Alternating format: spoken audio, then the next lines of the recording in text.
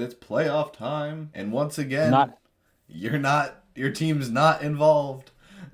okay, bitch. This is the first time in like 5 years that either our teams made the playoffs.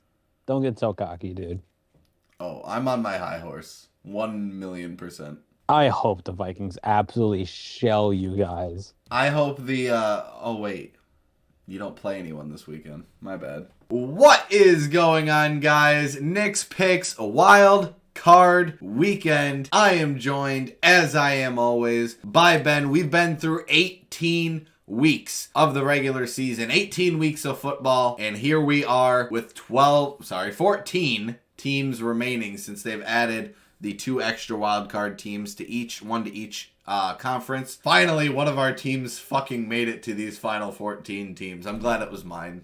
I really am. Hey, let's be honest. We both said in the beginning of the season your team was the more likely to make it. There's a lot to go over in this episode, so we want to get right into it. But Ben, week 19, I guess, technically, of the regular season, wild card weekend. How you doing?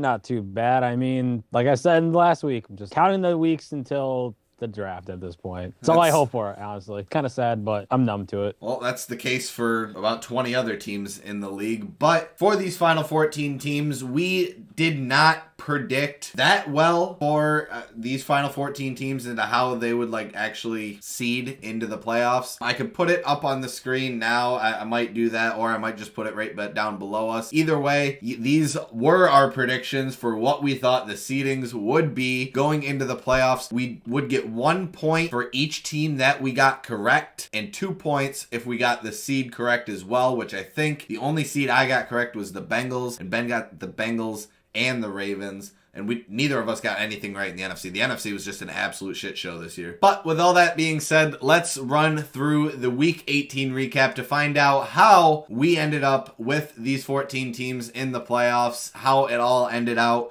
and we will get to our scores after I go through the recap. We'll leave it in a little bit of suspense since we have those preseason pick points to add on to it. But we started with 2 Saturday games. It started with the Chiefs going up against the Raiders, and the Chiefs managed to win this one 31-13 over the Las Vegas Raiders, securing the number 1 seed in the AFC. They will have the first round bye. I don't quite remember how like everything works. I believe they play the Bills. It'll be a neutral field. If they play anyone else, it'll be in Kansas City. Okay. Because both the Bills and the Chiefs have the same win percentage. Moving on to the battle for the AFC South. It was the Jacksonville Jaguars going up against the Tennessee Titans. Ben had this for his, I think I gave this to you, or was it your game? You gave it to me, yes. I gave it to you. But either way, you got the pick correct, and the Jaguars won the AFC South with a 20-16 score over the Tennessee Titans, who looked absolutely awful. But to be honest, the Jaguars didn't look much better. They kind of pulled that one out at the end. But either way, I don't think this team's beating Los Angeles in the first round of the playoffs, but we'll get to that in the picks as well. Moving on to the Sunday games, it started with the Falcons actually managing to beat the Tampa Bay Buccaneers. I mean, that too. Granted, Tampa Bay kind of stopped trying at some point during this game. I mean, they already knew they had the AFC South. It would have been nice to see them get a winning record and go into the playoffs with a winning record. They're the only teams in the playoffs without a winning record since the Jaguars got in. But yeah, a little bit of a tearjerker for Buffalo Bills fans as Nyheim Hines actually ended up taking the opening kickoff for a touchdown in their first game since the Damar Hamlin incident. They ended up going on to beat the New England Patriots 35-23, securing the 2nd seed in the AFC and eliminating the New England Patriots from the playoffs. And like Ben said earlier, the Bills will have a chance to play a neutral field in the AFC Championship game and not have to play an away game at Kansas City. The Minnesota Vikings went on to beat the Chicago Bears 29-13, which solidified the number 1 pick for the Chicago Bears. We'll get to why that happened in a few games from now. But yeah, the Chicago Bears will now have the number 1 pick. They are officially on the clock, as some people will like to say, now that their season is over, and to figure it out who they want to draft or if they want to trade it away. But either way, the Vikings fall to the 3 seed and they have a date with destiny. We'll just say that much. The Cincinnati Bengals and the Baltimore Ravens played last week. They will play again this week in the wild card round. But this game, I mean, it should have been a battle for the AFC North potentially. But what it ended up being was the Cincinnati Bengals winning this one 27-16. Both teams are in the playoffs. Neither team really had to play for much at this point because of the Damar Hamlin incident. So, I mean,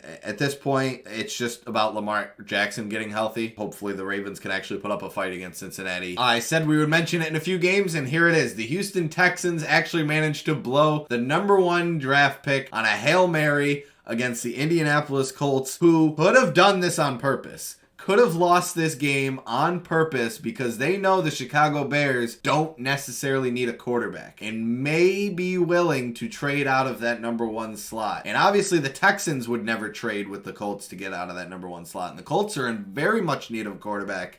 Something could happen there. I would say it was a Hail Mary, and they went for 2 to win. Lovie Smith, he was a former Bears head coach. He's pulling for the Bears still. Always a Bear, I guess, for Lovie Smith.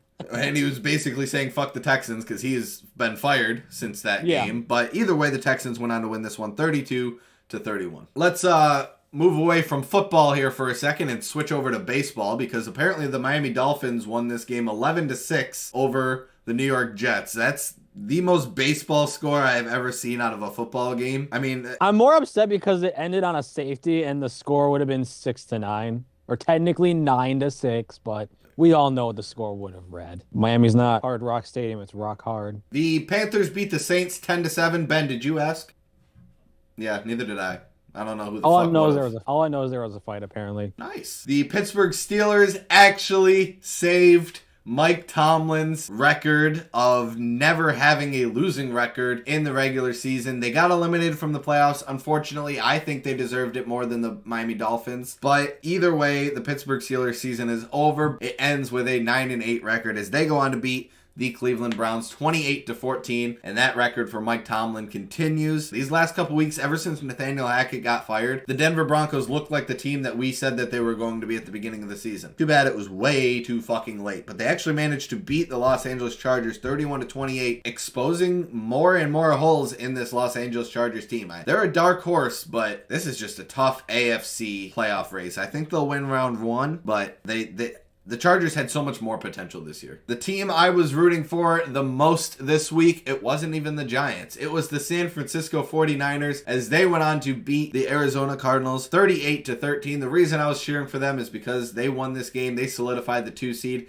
It dropped Minnesota to the 3 seed. And like I said, I really think that the Giants can beat Minnesota. I don't think anybody in this NFC is beating the 49ers, though. Speaking of the New York Giants, their backups played against the Philadelphia Eagles, and honestly, the Eagles still look like shit. But they won the game 22-16. They solidified number 1 in the NFC. First round bye. They won the NFC East. So I don't remember how many years it's been, but it has been quite a long time since we've had back-to-back winners in the NFC East, which is crazy considering the Giants haven't fucking done it since 2011. Either way, Eagles won this one 22-16 against the Giants JV team, and it kind of warms my heart that both the Eagles and the Cowboys looked like absolute dog shit this week. Wait, Nick, there's one more thing. Kenny Golladay proves he's worth the money. He got a touchdown. Kenny Golladay, that was a good catch too. That was a good catch. I mean, he's gonna do shit in the playoffs, but hey. Well, speaking of the Dallas Cowboys and how they looked like shit, Dallas, what the fuck happened? 26-6. Are we complaining though? I'm not, but I'm not. I'm just confused, if anything. Like, that was just wow. They're just doing their postseason collapse a week early. I wish Dak had 2 more turnovers for my 2-point, but is what it is. I'll take this. Honestly, besides the San Francisco 49ers, I was rooting for the Los Angeles Rams a bit because I wanted to see the Detroit Lions get into the playoffs as much as everybody else. But Seattle managed to eliminate the Detroit Lions, needing Detroit to beat Green Bay, which we'll get to in a second, as they ended up beating the Los Angeles Rams 19-16 in overtime, once again looking like shit doing so. I don't think anyone in the NFC besides the San Francisco 49ers looked good going into the playoffs. I guess you could somewhat argue the Giants because the Giants didn't play last week. I was going to say nobody looks that good. No, never. I was going to say the Giants are in Minnesota, but Minnesota didn't really look that great, especially against Chicago. So and Green Bay. And we finish it out with the Sunday night game. The Packers and the Lions. The Packers needed to win to get into the playoffs. The Lions were not playing for anything except for eliminating the Green Bay Packers, and they did their job, winning this one 20-16. I'm sorry, Ben, this time. I apologize to Slower because I thought your pick was out of line. I thought it was not possible, but the Packers are going home, and this may have been the last time we have seen Aaron Rodgers not only in a Green Bay Packers uniform, but in a football uniform altogether. So we'll see how that plays out again this offseason. But that rounded out week 18 of the regular season. And with all that being said, I actually gained a little bit on Ben based off of our week 18 picks. I scored 12 last week off the picks. Ben only scored 9. So that would have brought the score to a total of 120 to 114. But if you add our 11 points that we each get from our preseason picks of where we thought all the seedings would lay, we ended up finishing the regular season 131 to 125, a 6-point difference. Still a lot of picks left to go. The points are different for the playoffs.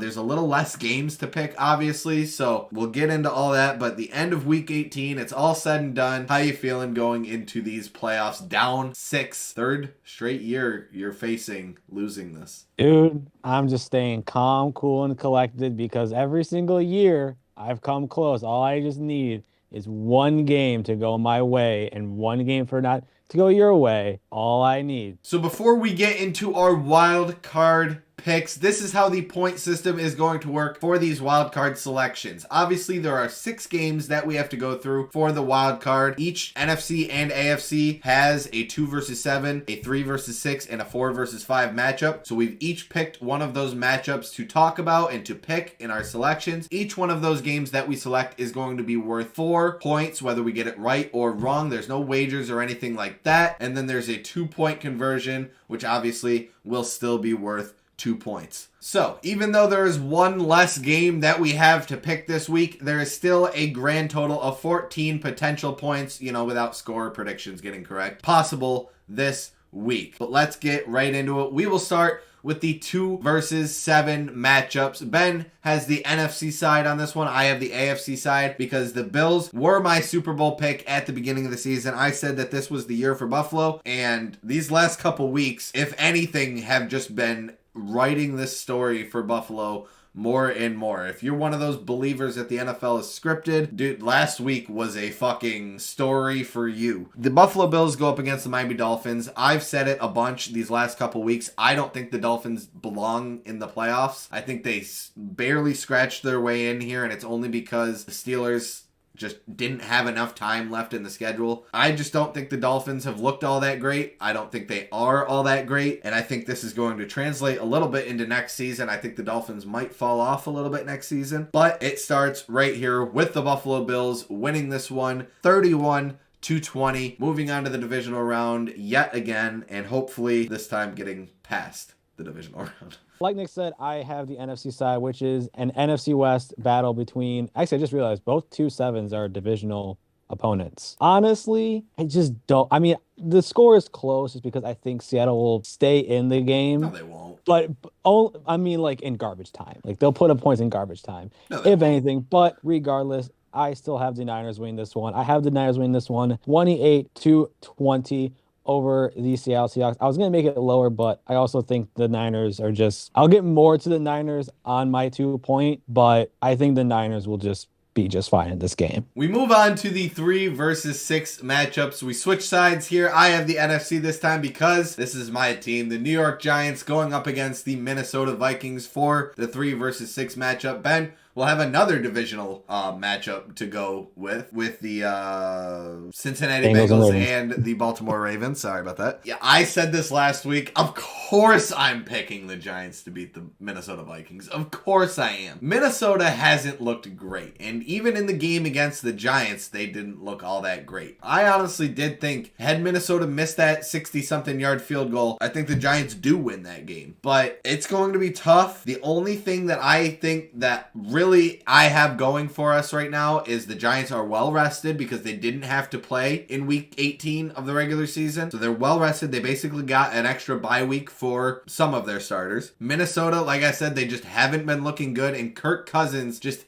isn't that great against the rush. There's not a whole lot of quarterbacks that are, I guess, great against the rush. They're like blitz. The Giants blitz all the fucking time. And Minnesota is just not that great at protecting it. Their defense has been sloppy lately, and I'm going with the Giants winning this one 24-21. I will have a little bit more to say about this Giants pass rush and all that in my 2 point, but I said it at the beginning.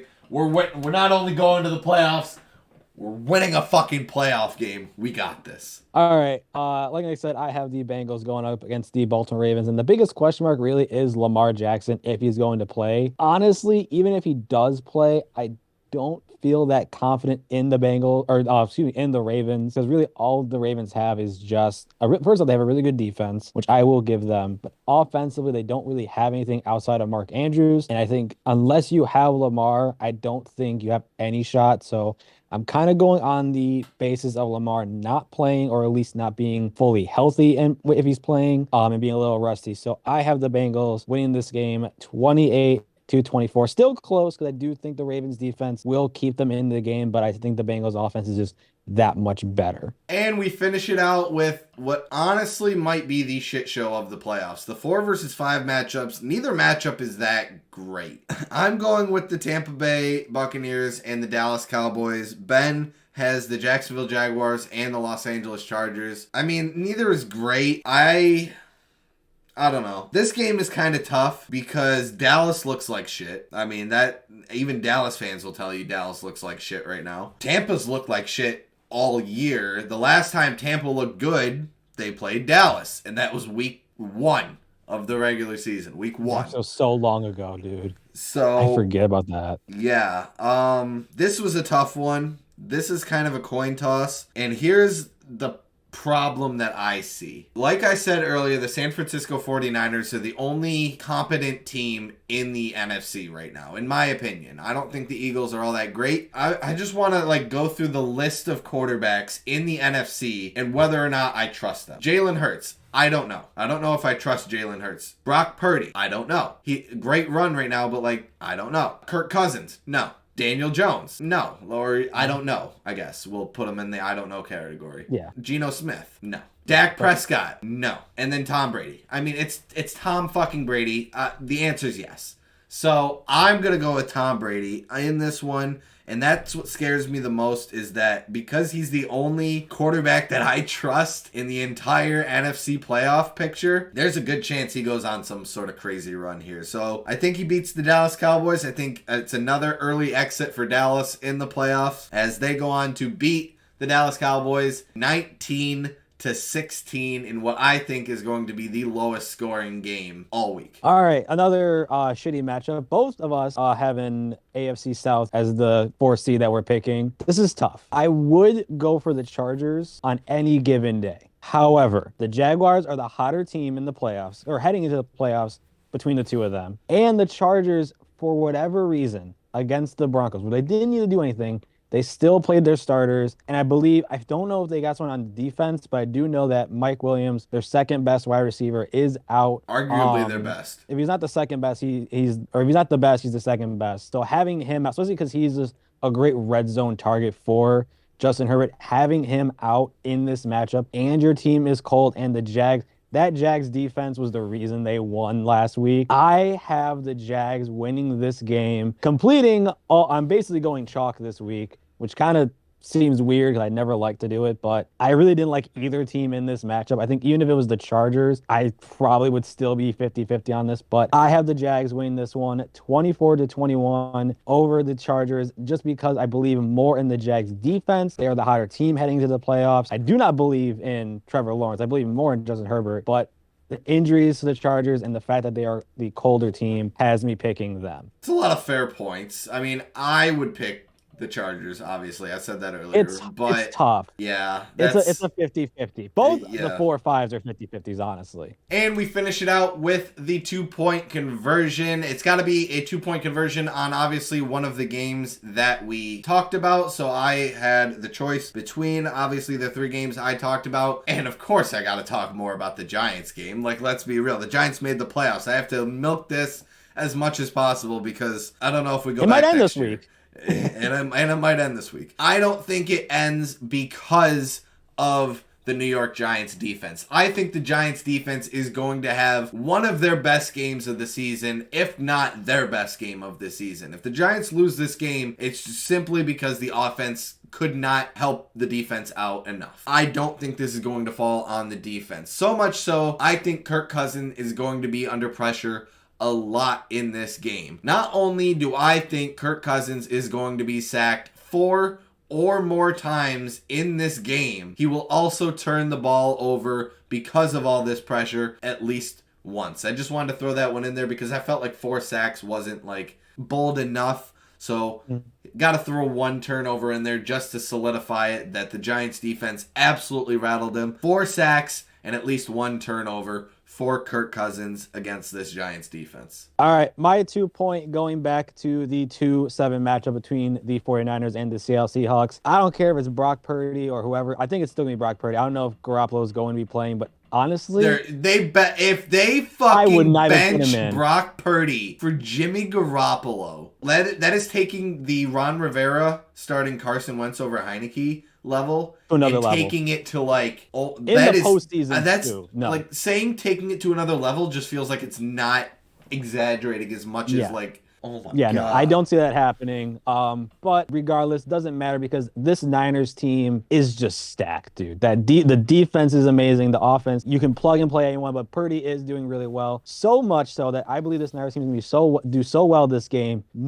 At no point during this entire game will they trail. They will be either tied or lead the entire 60 minutes. Now, if Seattle scores a field goal to start the game, fuck you. Oh, fucking well. I lose. So it could literally happen at any point. I could lose this 2-point. It could happen at the last second. So hopefully I could lose the game and the 2-point. I could lose 5 points because I'm doubling down basically like you. Well, not really with you, but more so doubling down this pick. Yeah, like I said, the Niners will not trail this game. I do not see them trailing this game at any point. So that is it for Nick's Picks Wild Card Weekend. I hope you guys enjoyed the video. If you did, be sure to drop a like on the video. Subscribe to the channel if you haven't already. And be sure to go over and follow us on Twitch. It's a great time, so I hope you guys can join in there, hop in the chat, and be along with some of those live moments. If you haven't checked out our 2022 Twitch compilation, the link to that video will be in the description with the link to our Twitch for you to go follow. And be sure to turn on those notifications to join in some of those great moments live and with us on stream. Like I said at the beginning of the video, the current score of Nick's Picks after factoring in the preseason picks that we did way in the beginning of the series. So if you want to check that out, go to the playlist that says Nick's Picks Season 3. Very first couple videos, it was the preseason picks, number 1 and 2, where we went through how we thought this whole season would pan out, and we were right about some things, wrong about a lot. I'll just say it like that. Usually that's how it goes. Yeah, typically that's not how even just it goes. Like the regular season, like especially the preseason. But with all of those picks, plus all of the picks that we did through weeks 1 through 18, the current score of Nick's Picks heading towards the Super Bowl special that we are getting closer and closer to is 131 to 125, a 6-point difference. But with 14 possible points this week and 5 possible points on score predictions, it's always a potential to be turned around. But that is it for Nick's Picks Wildcard Weekend. Ben, is there anything you want to say before we head out? I mean, I'll just be sitting on the couch waiting for you next week. You know what? I have so much confidence in you. You really? No, I do. Yeah. I was going to say, you have that much confidence in the fucking Vikings? Okay, here's the thing. Even if the Vikings beat you, I do not see them going past the division, no matter who they fucking play. And they play Philly or the Niners, if they make it to the championship game, they're getting shelled. Completely shelled. Justin Jefferson is the only reason they're in the playoffs. But that is it for Nick's Picks Wildcard Weekend. We'll see you guys in the divisional round next week. Have a great one. Peace. I want you to know, I was actually very happy that you apologized because I took a bold take with the Lions winning. I want you to know I honestly didn't believe in the Lions. So look, slower. I know you might still be watching. If not, I am sorry that you're out of the playoffs, but... No, you're not. No, you're right. No, I'm not. Yeah. You're right. No, I'm not. Bye, guys. You know what? I'm not sorry either. Fuck the Packers. We're in the playoffs and the Packers aren't. This is a great day.